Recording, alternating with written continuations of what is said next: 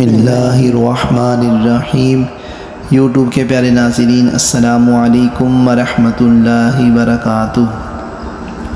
عاشورہ کے روز ملک رے میں قاضی صاحب کے پاس ایک سائل آ کر عرض گزار ہوا، میں ایک بہت نادار و عیالدار آدمی ہوں، آپ کو یوم عاشورہ کا واسطہ میرے لیے 2 سیر روٹی، 5 سیر گوشت اور 10 درہم کا انتظام فرما دیجیے، اللہ تعالیٰ آپ کی عزت میں برکت دے۔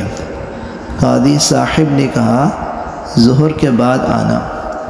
فقیر ظہر کے بعد آیا تو کہا، عصر کے بعد آنا۔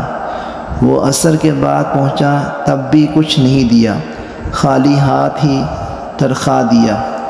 فقیر کا دل ٹوٹ گیا، وہ رنجیدہ ایک نصرانی یعنی کرسچن کے پاس پہنچا اور اس سے کہا، آج کے مقدس دن کے صدقے مجھے کچھ دے دو۔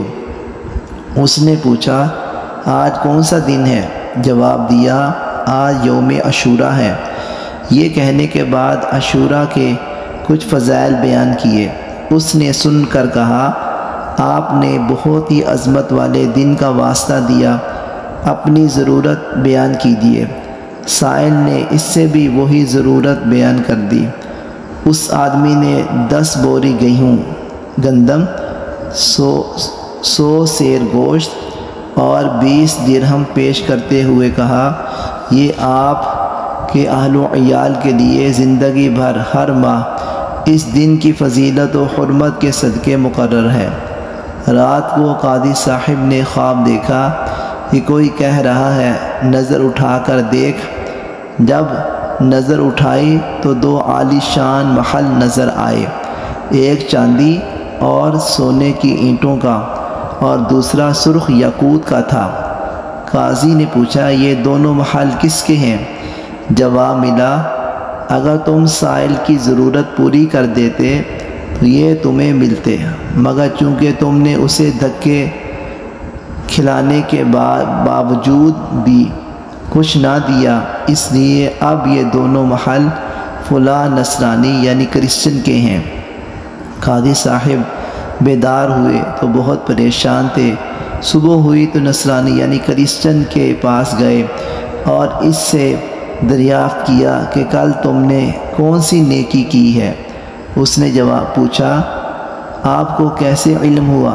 قاضی صاحب نے اپنا خواب سنایا اور پیشکش کی کہ مجھ سے 1 لاکھ درہم لے لو اور کل کی نیکی مجھے بیچ دو۔